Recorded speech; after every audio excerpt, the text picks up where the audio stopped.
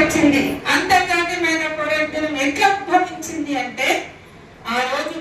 Correct గా 1900కు ముందు 14 గంటలు 16 గంటలు యమకూపాల్ లాంటి ఫ్యాక్టరీల్లో గొడ్డు చాకరీ చేస్తుంటే, నంటి విరిగే గొడ్డు చాకరీ మేనేజ్ చేస్తుంటే 16 గంటలు పనిచేస్తే ఈ రోజుకుండేది 24 గంటలు కదా. 24 గంటల్లో 16 గంటలు కంపెనీల్లో కార్ఖానలో పనిచేస్తే వరకు ఉండే 8 గంటల్లో ఎప్పుడు తినాలా, ఎప్పుడు సంసారం చేయాలా, ఎప్పుడు వంటి పెట్టుకోవాలా, ఎప్పుడు పిల్లల్ని చూసుకోవాలా, అటువంటి స్థితిలో మహిళలు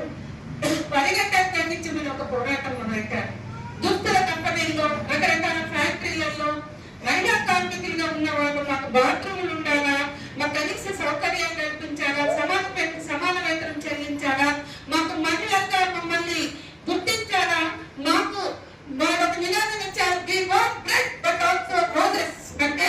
అవును మా కడుపుకు రొట్టె కావాలి, మాకు ఆకలి తీర్చాలి, మా బిడ్డలు ఆకలి తీర్చాలా, వాళ్ళకి పాలు కావాలా, రొట్టె కావాలా, మాకు బ్రెడ్ కావాలా, కానీ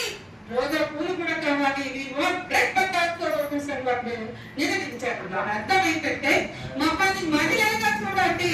మేము మా పిల్లలతో ఎప్పుడు గడపాలి 16 గంటల్లో మీ కంపెనీలలో కష్టం చేసి మొత్తం నౌకరీ చేసి చాకిరీ చేసి 16 గంటలు చేసి మీకు కాసులు పంటలు పండించాలా, మీ